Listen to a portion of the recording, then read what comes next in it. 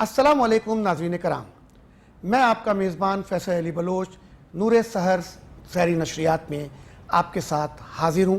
اچھا، میں خاص طور پہ سحری اور کو سحری کہہ رہا ہوں تاکہ آپ لوگ فرق کو سمجھ سکیں، ایک طرف نور سحر اور پھر سحری نشریات۔ اور نزول قرآن جو ہمارے علم و آگاہی سیگمنٹ کا عنوان ہے، اس میں ہم بات کر رہے ہیں قرآن اور معاشرے پر۔ اچھا، اسی معاشرے میں جنم لیتے ہیں طبقات۔ میرے ساتھ موجود ہیں ڈاکٹر نسرین صاحبہ، جو کہ پچھلے سیگمنٹ میں بتا چکی ہیں کہ آپ پی ایچ ڈی ہیں اور کئی یونیورسٹیز میں اس پی ایچ ڈی کو باقاعدہ اس کو ریفرنس کے طور پہ پڑھایا جاتا ہے۔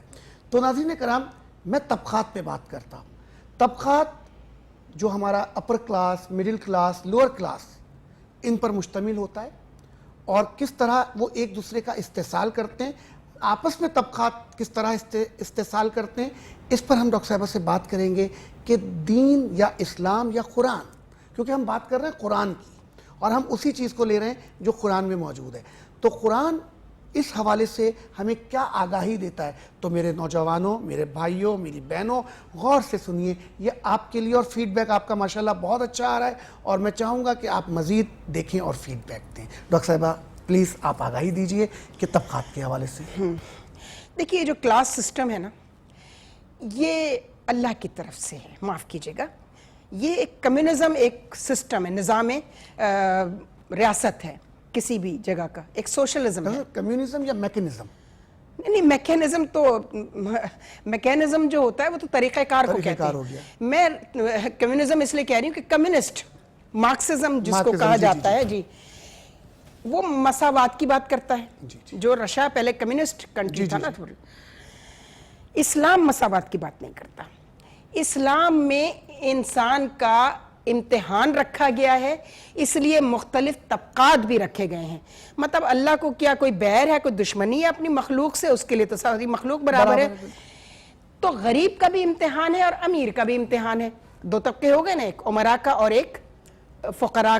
فقیر نہیں ہے، فقیر اور غریب میں بہت فرق ہوتا ہے۔ ایک غریب طبقہ ہے، ایک امیر طبقہ ہے، اور ایک متوسط طبقہ ہے۔ اب متوسط طبقے کی بھی 4-5 کلاسز ہیں، ٹھیک ہے نا؟ نچلا متوسط طبقہ، ٹھیک ہے نا؟ بالائی متوسط طبقہ اور ایک متوسط، upper middle and lower middle class. یہ سارے طبقات جو ہیں، یقین کیجئے کہ یہ سب اللہ کی طرف سے امتحان ہے، اور اللہ نے اس لیے رکھیں۔ اسلامی معاشرے کی سب سے بڑی پہچان یہی ہے کہ کیا ایک دوسرے کے حقوق و فرائض کی آگہی ہے؟ غریب کا امیر کی طرف کیا حق ہے اور امیر کا غریب کی طرف کیا حق ہے؟ تو یہ کہنا کہ جی وہ طبقاتی فرق، یہ بڑا ضروری تھا۔ یہ فرق ہم کمیونزم اور سوشلزم کو نہیں مانتے، ٹھیک ہے نا؟ آخر میں آ کے سب فیل ہو گئے۔ ہم نے دیکھا ایک زمانے میں سرخوں کا، ٹھیک ہے نا، دور چلا اور اس میں کمیونزم کو غلط پینٹ کیا گیا اور یہ فیشن بن گیا کہ ہم تو جی لیفٹسٹ ہیں اور ہم تو مارکسسٹ ہیں، ٹھیک ہے نا؟ اور اس کے بعد رشیا کے ختم ہوتے ہی وہ رومانس ختم ہو گیا، ٹھیک ہے نا؟ اپنی اصلیت پر آ گئے کہ نہیں، یہ فرق قائم رہنا ضروری ہے، چونکہ پھر امتحان تو کہاں گیا؟ امتحان کہاں گیا جو اللہ نے سب سے پہلے رکھا ہے؟ فرشتے کا امتحان نہیں ہے، ٹھیک ہے نا؟ پھر ان لوگوں کا کوئی امتحان نہیں ہے جن کو اللہ نے زندگی کی نعمتیں سب سے کم دی ہیں، ٹھیک ہے؟ ان کا امتحان کیا ہے؟ صبر ہے، ٹھیک ہے نا؟ یعنی غربت سے گھبرا کر چوری چکاری بھکاری بن جانا، یہ نہیں ہے صبر، ٹھیک ہے نا؟ اور اس کی جسٹیفیکیشن دینا، بالکل ٹھیک ہے نا؟ تو یہ بڑا لمبا، بڑا طویل اور بڑا غور طلب موضوع ہے کہ طبقاتی تقسیم بے شک اللہ نے رکھی ہے، لیکن اس کے لیے اس تقسیم کی جو جسٹیفیکیشن ہے، جو وجوہات ہیں، ان کو سمجھنا بہت ضروری ہے۔ ناظرین کرام، جیسے ڈاکٹر صاحبہ نے بتایا کہ مساوات کا اسلام سے جو تعلق ہے وہ عدل اور انصاف کے ساتھ ہے۔ جو میں آسانی سے آسان لفظوں میں جو بات میں اگر کہوں کہ معاشرے میں عدل اور انصاف کے ساتھ اگر مساوات ہے تو ہم اس طبقات کا امتحان پاس کر سکتے ہیں کہ ہم عدل و انصاف کے تحت آگے بڑھیں۔ یہ نہیں کہ جی 3 آدمی بیٹھے ہیں اور 6 روٹی ہے تو 2 سب کو دینی ہے، ہوتا ہے کسی کی بھوک 1 روٹی کی ہو، کسی کی 2 کی اور کسی کی 3 کی، تو ہمیں وہاں پہ عدل و انصاف کرنا پڑے گا۔ اس کے تحت کیا ہوگا کہ ہم ان طبقات کے فرق میں رہتے ہوئے طبقات کو ختم بھی کر رہے ہوں گے۔ یہ میں سمجھاؤں ڈاکٹر صاحبہ جو آپ کی بات تھی، اسی میں انسانی حقوق ہیں، اور ریاست کے ایک انسان پر معاشرے میں کیا حقوق ہوں گے اور اس انسان کا اس ریاست کے ساتھ کیا حق ہوگا، یہ ذرا قرآن کی روشنی میں چاہوں گا کہ آپ واضح کیجئے، تاکہ ناظرین اس وقت ماشاءاللہ بہت زیادہ بے چین ہے، فیڈ بیکس مسلسل آ رہا ہے، آپ بھی دیکھ ہی رہی ہیں M5 پہ کس طریقے سے آ رہا ہے، اور ہمارے یہاں AY پہ اور میٹرو پر بھی اس کا فیڈ بیک مسلسل ہمیں مل رہا ہے، تو پلیز یہ آگاہی دیجئے۔ جی دیکھیے، طبقاتی فرق جو ہے اس میں بے شک سب کا امتحان ہے، غریب کا امتحان بھی ہے اور امیر کا امتحان بھی ہے۔ ہمارے یہاں کیا ہوتا ہے، ہمارا جو ادب ہے یہ صرف بر صغیر کا ادب ہے، یاد رکھیے گا، اور یہ ہمارے افسانہ نگار اور یہ ہمارے شاعر اور یہ جو فلم بنانے والے اور انہوں نے کیا کیا ہے کہ انہوں نے امیر کو اتنا برا بنا کر پینٹ کیا ہے، سارے عیب آپ دیکھیے وہ امیر میں دکھاتے چلے جائیں گے، یعنی وہ شرابی بھی ہے، زانی بھی ہے، ظالم بھی ہے، سنگ دل بھی ہے، اور غریب اس قدر ایماندار ہے اور اس قدر وہ محنت کرتا ہے اور اس قدر وہ جو ہے انسانیت کے بالکل اعلیٰ درجے پر فائز ہے۔ یہ سب کس نے دیا؟ یہ ان لوگوں نے دیا جو خود غریب تھے۔ انہوں نے اپنی محرومیوں کو اپنے ادب میں، اپنے افسانوں میں، اپنی شاعری میں اور اپنے ڈرامہ اسکرپٹ میں اس کو موضوع بنایا، اور ایک طبقے کو دوسرے طبقے پر فوقیت دینے کے لیے، اب پیسے تو وہ دے نہیں سکتے تھے، تو انہوں نے سوچا غریب کو اسی طرح خوش کر دو کہ تم بہت نیک ہو۔ یہ کوئی ضروری نہیں ہے، آپ اپنے گھروں میں اس وقت نوکروں کا حال دیکھ لیجئے، وہ کیا کرتے ہیں، ٹھیک ہے؟ آپ امیروں کا حال دیکھ لیں، آپ کتنے امیر لوگوں کو جانتے ہیں؟ کیا سب اس طرح کے ہیں جن کو آپ جانتے ہیں؟ کیا سب اس طرح کے ہیں جیسا پینٹ کیا گیا ہے؟ بالکل نہیں، تو پھر ایسے یہ وہ کلیشے اور وہ ہمیں نظر آتا ہے، مغربی ادب میں نہیں ملے گا۔ میں نے اس لیے کہا نا کہ مغربی معاشروں کے جو لٹریچرز ہیں، جو ان کا ادب ہے، وہ اپنے معاشرے کو پینٹ کرتا ہے۔ ہمارے ادب میں یہ خامی ہے، خاص طور پہ بر صغیر کے ادب میں، اس میں ہندوستان یعنی بھارتی ادب بھی شامل ہے، اور اس میں آپ کو فارسی میں بھی نہیں ملے گا، یہ بالکل ایسے فارسی لٹریچر میں بھی آپ کو یہ بے وقوفیاں جو ہے نا، حماقتیں، یہ نہیں ملیں اصل گی۔ میں ڈاکٹر صاحب میں یہ سمجھتا ہوں کہ منافقت نہیں ہے وہاں، یہ منافقت نہ کے ہو۔ علاوہ اپنے آپ کو پینٹ کرنا، اپنی ان تحریروں، ان تصویروں اور اس پوئٹری میں، تاکہ آپ مشہور ہو جائیں، آپ کو لوگ سمجھیں کیا واہ واہ واہ، کیا حقیقت تو اس سے مختلف ہے، ٹھیک ہے نا؟ تو یہ ان چیزوں کا خیال ان لوگوں کو رکھنا چاہیے، جیسے آپ نے کہا کہ کیا ذمہ داری ہے، ٹھیک ہے نا؟ جو ذمہ داری ایک ان پڑھ آدمی کی ہے، ایک پڑھے لکھے آدمی کی ذمہ داری وہ نہیں، اس سے زیادہ ہے۔ ریاست کا کیا حق ہے کہ ریاست تعلیم و تربیت کے صحیح مواقع فراہم کرے اپنے عوام کو، اور عوام کا کیا فرض ہے؟ دیکھیے، ہم ہر بات کے لیے کہتے ہیں کہ جی وہ فوج آ جائے، رینجرز آ جائیں، پولیس آ جائے، ماں کیا کر رہی؟ ماں کہاں مری ہوئی ہے، ٹھیک ہے نا؟ یعنی ماں کا کام بھی اب حکومت کرے گی، فوج کرے گی، رینجرز کریں گے، پولیس والے۔ آپ ون ویلر چلا رہے ہوتے ہیں، ماں گھر میں بتا نہیں سکتی کہ تیرے ون ویلر چلانے سے بھائی کوئی زد میں آ کے مر جاتا ہے، تو تیز گاڑی چلاتا ہے، تو تیز موٹر سائیکل ایسے چلاتا ہے تو C-130 پر جا رہا ہو، اور کتنے ایکسیڈنٹس ہوتے ہیں۔ معاشرے کا رویہ کیا ہے؟ موٹر سائیکل والے کی غلطی ہوگی نا، تب بھی ان کی ہمدردیاں فوراً گاڑی والے کو چھوڑ کر اس کے ساتھ ہو جائیں گی، وہ کہیں گے۔ اور خبر کیسے لگتی ہے؟ صحافت کا معیار دیکھیے، ہمیشہ سے ہم دیکھتے تھے یہ ایک امیر کبیر نوجوان نے گاڑی اتنی تیز چلائی، تیز رفتاری سے چلاتے غریب کو کچل ڈالا، موٹر سائیکل والے کو۔ بھائی موٹر سائیکل والا جس طرح موٹر سائیکل چلا رہا ہے، میں تو کہتی ہوں پل سرات پہ سے یہی نکل سکیں گے، یہ جو میں دیکھتی ہوں نا، یوں زگ زیگ۔ ہمیں ان چیزوں کو سامنے رکھا جو ہمارے روز مرہ کے مشاہدے ہیں، اس مشاہدے پر اپنے معاشرے کو ذرا آبزرو کریں کہ ہم کیا کر رہے ہیں حکومت کے ساتھ۔ ٹریفک والا بیچارہ، پولیس والا کھڑا ہوا منہ دیکھتا رہ جاتا ہے، اور یہ موٹر سائیکل والے سگنل توڑ کے نکل جاتے ہیں۔ سگنل کیوں لگوائے حکومت نے؟ بالکل کہ آپ کو رکنا ہے۔ ہاں نہیں، انہوں نے نہیں رکنا، اور پھر کہتے ہیں حکومت خراب ہے، حکومت بدکار ہے، حکومت کے پاس قانون نہیں ہے۔ ہر خرابی آپ حکومت میں نہیں نکال سکتے، آپ کی بھی کچھ ذمہ داریاں حکومت کی طرف، بالکل، کیا آپ ان ذمہ داریوں کو پورا کرتے ہیں؟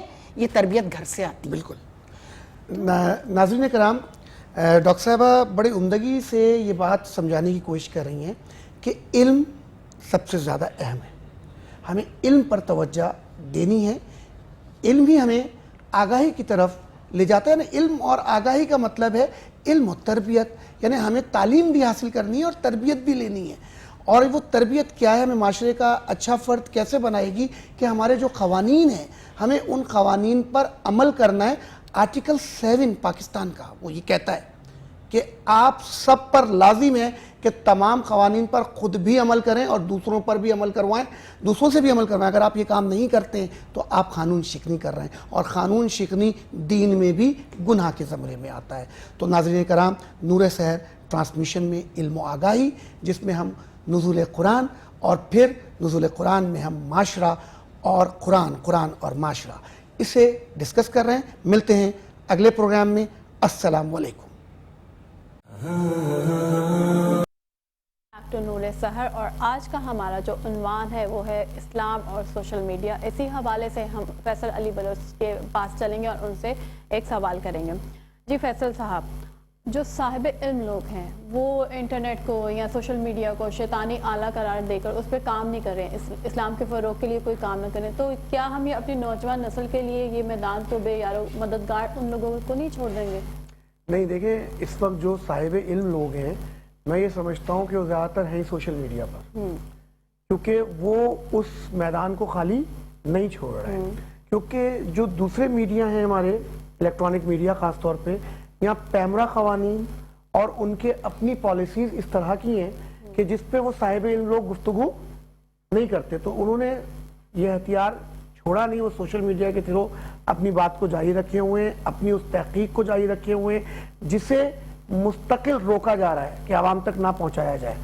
تو صاحب علم لوگ اس ہتھیار کو میں جو پچھلی دفعہ بات کر رہا تھا بریک سے پہلے کہ نیکی اور بدی ان کو مکس کر دیا گیا ہے، تو اس وقت یہی حال ہے کہ یہ سوشل میڈیا یا میڈیا یہ وہ آپ کے پاس ویپن ہے جو آپ کو صحیح بات کی طرف بھی لے جا سکتا ہے اور بری بات کی طرف بھی لے جا سکتا ہے۔ اب یہ آپ نے اس کو کس سمت لے کر جانا ہے، تعین کرنا آپ کا کام ہے کہ دیکھیں ایک میڈیم ہمارے پاس موجود ہے، اس میڈیم کو آپ کیسے لے کر آگے بڑھیں گے اور اس کو مخالفین کو اسی کے ہتھیار سے کیسے شکست دیں گے۔ تو یہ سب چیزیں ہمارے اپنے اختیارات میں، تو ہمیں اس کو اپنانا ہے، اور صاحب علم لوگ یقیناً اس میڈیم کو بہت اچھے طریقے سے لے کر آگے بڑھ رہے ہیں۔ جی بہت خوب، اور اس کے ساتھ ہی ہم ننھے مبلغ شایان کے پاس چلتے ہیں اور ان سے پوچھتے ہیں کہ آج وہ ہمیں کیا بات بتا رہے ہیں۔ بسم اللہ الرحمن الرحیم، اللہم صلی علی سیدنا مولانا محمد وعلی آلہ وصحبہ وآل بیتہ وبارک وسلم۔ کیونکہ آپ کا آج کا ٹاپک سوشل میڈیا اور اسلام کے حوالے سے ہے، میں یہ سمجھتا ہوں کہ سوشل میڈیا ہر جو بھی چیز ہوتی ہے اس کے ایڈوانٹیجز بھی ہوتے ہیں اور ڈس ایڈوانٹیجز بھی ہوتے ہیں۔ بالکل، اب یہ ہمارے اوپر ہے کہ how can we use it. اب بات یہ ہے کہ میں جو یہ سمجھتا ہوں سوشل میڈیا ایک اچھا پلیٹ فارم بھی ہے اور ایک برا بھی ہے۔ اس کی مثال میں اس طرح دوں گا کہ اللہ رب العزت نے ہمیں زبان جیسی نعمت عطا کی، اب یہ اس زبان سے ہم ابیوزنگ کی طرف جاتے ہیں یا اللہ کے رسول کے ذکر کی طرف جاتے ہیں۔ بہت ہی پیاری مثال۔ اگر ہم اس کو اللہ اور اس کے رسول کے ذکر کریں گے تو ہم جنت کے حقدار ٹھہریں گے، اور اگر ہم اس زبان سے ابیوزنگ غلط کاموں کی طرف جائیں گے، گالی گلوچ کی طرف جائیں گے تو جہنم کے مستحق ہوں گے۔ اور دوسری بات میں آج یہ پیغام دینا چاہوں گا آپ کے پروگرام کے توسط سے کہ یہ جو سوشل میڈیا ہے اس پر پہلے بھی ہم نے گفتگو ہو رہی تھی اس حوالے سے کہ ہم دیکھتے ہی نہیں ہیں چیز اور پھر اس کو آگے شیئر کر دیتے ہیں۔ یاد رکھیے گا ناظرین کہ آپ کا ایک شیئر یا آپ کا ایک لائک آپ کو جنت کی طرف لے کے جا سکتا ہے، اور آپ کا ایک شیئر اور ایک لائک آپ کو جہنم کی طرف لے کے جا سکتا ہے۔ تو first thing then share everything. تو آج کا جو میں بات کرنے لگا ہوں کہ وہ جھوٹ کا اچھا وہ ریلیٹ بھی اس سے کرتی ہے۔ بالکل، ابھی فیصل بھائی نے ایک جملہ بڑا زبردست مجھے لگا کہ انہوں نے کہا کہ فیس بک نہیں فیک بک ہو گئی ہے۔ تو یہاں پہ فیک پیپل اتنے ہوتے ہیں کہ جھوٹ کا ایک پلندہ ہو گیا ہے، لیکن اب یہ ہماری کوتاہی اور غلطی ہے کہ اب ہم نے ہی اس کو سدھارنا ہے، وہ اس طریقے سے کہ جھوٹ سے جب ہم بچیں گے نا تو یہ تمام معاشرتی برائیاں ہمارے اندر سے ختم ہو جائیں گی۔ کیونکہ اگر ہم دیکھا جائے کہ آج ہمارے معاشرے میں جھوٹ اس طرح بڑھ گیا، اتنا بولا جا رہا ہے کہ کہنا یہ پڑتا ہے کہ پہلے کے لوگ یہ کہتے تھے کہ لوگ کبھی کبھی جھوٹ کہتے تھے، مگر آج یہ کہنا پڑتا ہے کہ لوگ کبھی کبھی ہی سچ کہتے ہیں۔ لیکن اگر ہم غور کریں کہ جن کے ہم فالوورز ہیں یعنی جناب محمد مصطفیٰ صلی اللہ علیہ وآلہ وسلم، ان کی تعلیمات تو عالم یہ تھا کہ جب غیر مسلم بھی ان کے پاس آتے تو وہ کہنے پر مجبور ہو جاتے تھے کہ لیس بوجہہ کذابین، یہ کسی جھوٹے کا چہرہ نہیں ہو سکتا۔ ابھی گفتگو سنی نہیں ہے مگر چہرہ دیکھ کے پہچان لیا کرتے تھے کہ یہ جو چہرہ ہے یہ رسول اللہ صلی اللہ علیہ وسلم کا چہرہ ہے اور یہ سچائی پر مبنی ہے۔ پھر دوسری بات کہ حضور علیہ السلام تو دور جاہلیت سے آپ کو اس ٹائٹل سے فیمس کر دیا گیا تھا کہ آپ صادق اور امین ہیں، لیکن آج ان کی امت کس طرف جا رہی ہے؟ اچھا یہ جو جھوٹ ہے نا، یہ جھوٹ جو ہے تمام برائیوں کی جڑ ہے، کیونکہ دیکھیں جب بندہ جھوٹ بولتا ہے تو پھر اس سے ایک چگلی پیدا ہوتی ہے. پھر جب چگلی پیدا ہوتی ہے تو پھر اس سے بغض پھیلتا ہے, اور جب بغض پھیلتا ہے تو اس سے معاشرے میں امن اور امان قائم رہ ہی نہیں سکتا. جی بگاڑ پیدا ہو جاتا ہے, ایسا ہی ہے. تو اب دیکھیں نا, یہ جو جھوٹ کی وجہ سے کتنے سارے معاشرتی برائیاں پھیل لی ہیں, اور اسی وجہ سے اس فرمان کے پھر میں یہ فرمان حضور علیہ السلام کا بالکل پرفیکٹ اس پر آتا ہے کہ رسول اللہ صلی اللہ علیہ وسلم نے فرمایا کہ جھوٹ سے بچو, کیونکہ جھوٹ گناہوں کی طرف لے کے جاتا ہے اور پھر گناہ جہنم کی طرف لے کے جا سکتے ہیں. اچھا, یہ جو مومن, آج ہم سب مسلمان ہیں, مومن کی تو شان ہی ہوتی ہے وہ جھوٹ سے دور رہتا ہے. رسول اللہ صلی اللہ علیہ وسلم کی بارگاہ میں عرض کیا گیا کہ یا رسول اللہ صلی اللہ علیہ وسلم کہ مومن بخیل ہو سکتا ہے؟ حضور علیہ السلام نے فرمایا کہ ویسے ہونا تو نہیں چاہیے لیکن فطری طور پہ بخیل ہو سکتا ہے. حضور علیہ السلام سے پوچھا گیا کیا مومن کیا کہتے ہیں فطری طور پر اگر جیسے بخیل ہو سکتا ہے, کیا مومن فطری طور پہ جھوٹ بول سکتا ہے؟ حضور علیہ السلام نے فرمایا نہیں, مومن جھوٹ نہیں کہہ سکتا. مطلب مومن کی شان یہی ہے کہ وہ جھوٹ کبھی نہیں بولے گا, کیونکہ جھوٹ تو منافقت کی نشانی میں بھی یہ ایک نشانی جو حضور علیہ السلام نے فرمایا کہ اذا حدث کذب, کہ جب بات کرتے ہیں منافق اس کی علامت یہ ہے کہ وہ جھوٹ بولتا ہے. تو ہمیں جھوٹ سے بچنا چاہیے. اچھا, پھر ایک بات میں ادھر یہ بھی ایڈ کرنا چاہوں گا کہ آج لوگ کہتے ہیں نا کہ ہمارے ساتھ پریشانی ہے, مصیبتیں, ہمارے پر رحمتوں کا نزول نہیں ہو رہا, تو اس کی وجہ ایک جھوٹ بھی ہے, کیونکہ ہم نے جھوٹ کو عام اس طرح کر لیا. اور رسول اللہ صلی اللہ علیہ وسلم کا ارشاد گرامی ہے, فرمایا کہ جب کوئی شخص جھوٹ بولتا ہے تو رحمت کے فرشتے اس سے 1 میل دور چلے جاتے ہیں. تو ہم نے جھوٹ بول کے رحمت کے فرشتے ہی دور کر دیے, تو کاروبار میں برکتیں کیسے آئیں گی, کاروبار میں رحمتیں اور برکتوں کا نزول کیسے ہوگا؟ تو ضرورت آج اس امر کی ہے کہ ہم اس معاشرے سے جھوٹ ختم کریں. اور اپنی گفتگو کو میں بالکل سمیٹتا ہوا آخر میں یہ پیغام دینا چاہوں گا کہ اگر آج اب بھی جھوٹ بولتے ہیں, یقیناً ہم سب کی ایک فطرت ہو چکی ہے, تو اب اس کو دور کرنا ہم سب کی رسپانسبلٹی ہے. تو اب ہم سب کو یہ ایک ایکشن لینا ہوگا, اور رسول اللہ صلی اللہ علیہ وسلم کے فرمان کو یہ مد نظر رکھتے ہوئے آج یہ اپنے دل میں یہ تہیہ کرنا ہوگا کہ ہمیں نئے جھوٹ سے کنارہ کرنا ہے. کیونکہ رسول اللہ صلی اللہ علیہ وسلم نے فرمایا کہ جو جھوٹ چھوڑ دے, کیونکہ یہ باطل چیز ہے, جو جھوٹ کو چھوڑ دے اللہ رب العزت اس کے لیے جنت میں ایک کنارے میں گھر بنا دیتا ہے.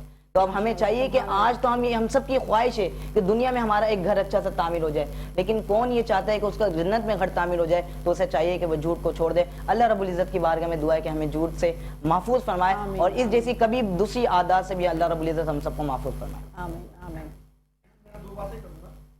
کہ انہوں نے کہا کہ جھوٹ سے ہمیں بچنا چاہیے, بالکل ہمیں جھوٹ سے بچنا چاہیے, اور سب سے بڑا گناہ ہے ہی جھوٹ. جھوٹ ہی کئی گناہوں کو جنم دیتا ہے, ایسا ہی ہے, اور یہی تمام برائیوں کی جڑ ہے, یہ گفتگو فرمائی شایان نے. اور اسی بات کو آگے ہم یوں بڑھا لیتے ہیں کہ ہم آواز خلق فاؤنڈیشن کو جو لے کر چل رہے ہیں, اور اس آواز خلق فاؤنڈیشن میں اس وقت اس ٹرانسمیشن کے تحت میں آپ کو یہ بتا دوں بہت سارے لوگ ہمارے ساتھ جڑتے جا رہے ہیں, ماشاءاللہ. اور اب یہ جاوید فاؤنڈیشن بھی ہمارے ساتھ موجود ہے, اور ہم سب مل کر قرآن کو بھی بڑھانے کا تیار کر رہے ہیں کہ ہم لوگوں کو قرآن کی پڑھنے کی اور ترجمے کے ساتھ پڑھنے کی ترغیب دیں گے تاکہ وہ اس کو اپنی زندگیوں میں شامل کریں. اور یہ آپ ایس ایم ڈی پر دیکھ بھی رہے ہوں گے کہ راہیلہ کا بھی اشتہار اس وقت چل رہا ہے کہ یہ ریسرچ اینڈ لیبارٹریز ہے, ان کا بہت بڑا کام ہے. تو ہم بھی ارادہ یہ رکھتے ہیں کہ ہم ایک یونیورسٹی قائم کریں, جس کے لیے آج بہت سارے لوگوں نے مجھ سے اس سلسلے میں بات کی ہے, اور جلدی اس کی پریزنٹیشن بھی آپ ہمارے اسکرین پر دیکھیں گے کہ ہم کس طرح کی یونیورسٹی اس ملک میں قائم کرنا چاہتے ہیں, اور اس کے کیا ثمرات اور کیا چیزیں آگے آئیں گی آپ کو پریزنٹیشن سے پتہ چلے گا. اور ان تمام چیزوں کو میں یہ کہوں گا کہ جو عوام الناس ہے وہ ان جھوٹے کرداروں کے ساتھ جو سحریاں کروا رہے ہیں, افطار کروا رہے ہیں, اور بڑی بڑی محفلیں سجا کر اپنے اسٹیج پر بیٹھے ہوئے ہیں, یہ عام لوگوں کو بھی بھیک کی طرف لگا رہے ہیں. تو ان لوگوں سے بچیں, اور خدا کے لیے اس میلے جمیلوں سے باہر نکلیں اور آئیں اس راستے پر جو سچائی کا راستہ ہے. آواز خلق فاؤنڈیشن یا اس جیسی فاؤنڈیشنز کے ساتھ اپنے عطیات کو شیئر کریں اور اپنے مستقبل کو محفوظ بنائیں, اور تاکہ مستقبل کون سا جو اس دنیا کے بعد والا ہے, وہاں آپ سے سوال ہوگا, وہاں سوال ہوگا. اس طرح یہ جو سوشل میڈیا کی بات ہو رہی تھی تو اس میں ایک آ گیا کہ جناب تعریفیں بھی بہت کی جاتی ہیں اور برائی بھی کی جاتی ہے, یہ سب جھوٹ ہے. جب جھوٹی تعریفیں آپ کریں گے تو یہ بھی جھوٹ نکلے گا. تو جھوٹ سے بچنا, مذاق میں بھی جھوٹ بولنا ممنوع ہے, مذاق میں بھی جھوٹ کا سہارا نہیں, صرف جھوٹ بولنے کی. جہاں تک میرا خیال ہے, شایان یہاں بیٹھے مجھے تصحیح کر دیں گے اگر میں غلط کروں, چند موقع پہ اگر میاں بیوی میں لڑائی ہے تو ان کی صلح کے لیے, یا کوئی بہت بڑی دشمنی ہے تو ان کی صلح کے لیے مصلحتی طور پر جھوٹ بولنے کی گنجائش ہے. ماشاءاللہ بہت پیاری بات فرمائی فیصل علی بلوچ صاحب نے. ناظرین کرام, اور نقشبندی صاحب ہمارے دل کو اللہ کے رسول کی جو مدد سرائی ہے اس کی आरज़ू है पूरी फरमाएं। क्या बताऊं कि क्या मदीना है, क्या बताऊं, क्या बताऊं कि क्या मदीना है,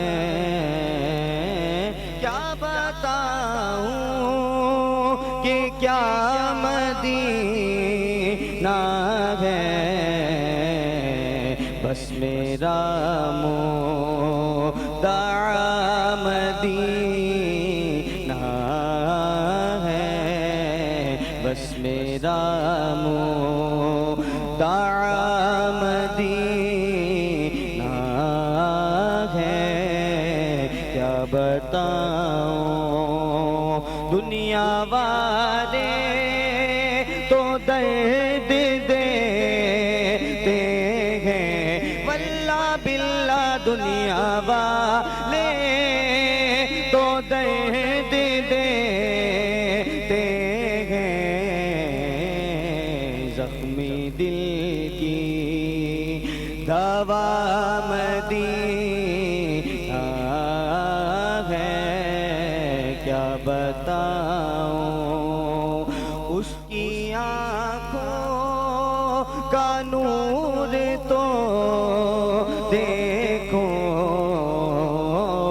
उसकी आँखों का नूर तो देखो, कोई मंसूर कोई बन के गजाली आए, उनके दरबार से होकर जो सवारी आए, उसकी आँखों का नूर तो देखो,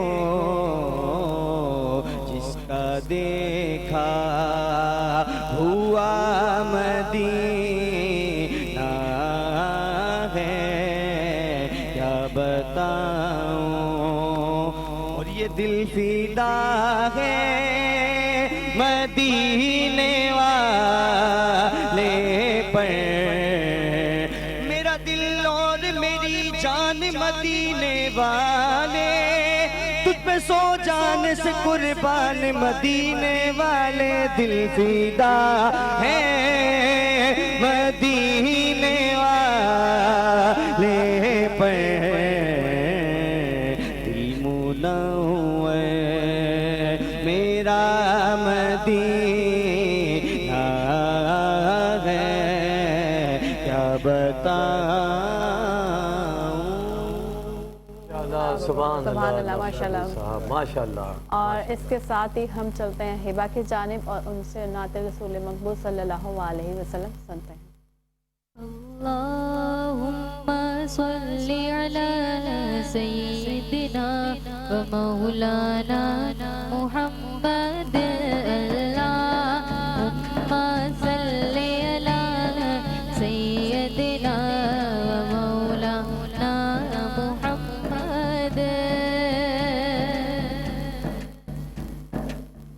सबसे औला वाला हमारा नबी, सबसे बाला वाला हमारा नबी, सबसे औला वाला हमारा नबी, सबसे बाला वाला हमारा नबी, अपने मौला का प्यारा हमारा नबी, अपने मौला का प्यारा हमारा नबी, दोनों आलम का दूल्हा हमारा नबी।